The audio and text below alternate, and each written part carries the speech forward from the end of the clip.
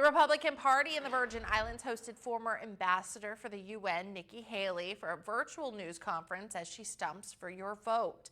Virgin Islands Republican Party Chairman Gordon Ackley said the 2024 Republican nomination is no different than any previous nomination.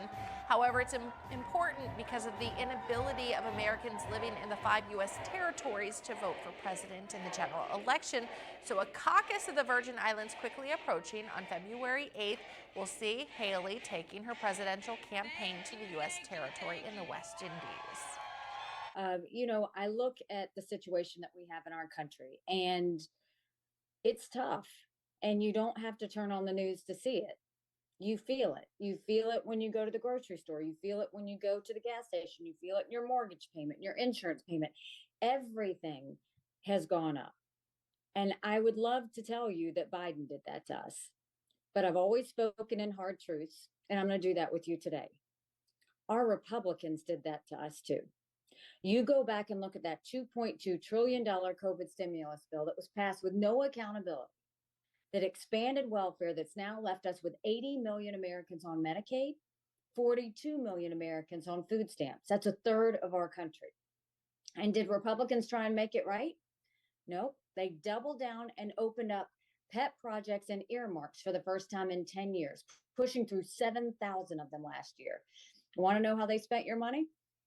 $7 million on tearing down a courthouse in Colorado, 30 million on an honors college in Vermont, 10 million tearing down a hotel in Alaska, and the list goes on. In the 2024 appropriations budget, Republicans put in $7.4 billion of pet projects and earmarks. Democrats put in $2.8 billion. So now you tell me who the big spenders are. All while 1 in 6 American families can't afford their utility bill. 60% of Americans are living paycheck to paycheck. 50% of American families can't afford diapers. And so, we've got to start doing something that's going to get this back on track. And so what I think is really important is I think we start with the fact that I do think we need an accountant in the White House. I think it's finally time we knew the value of a dollar. And we'll start by clawing back the $100 billion of unspent COVID dollars that are still out there.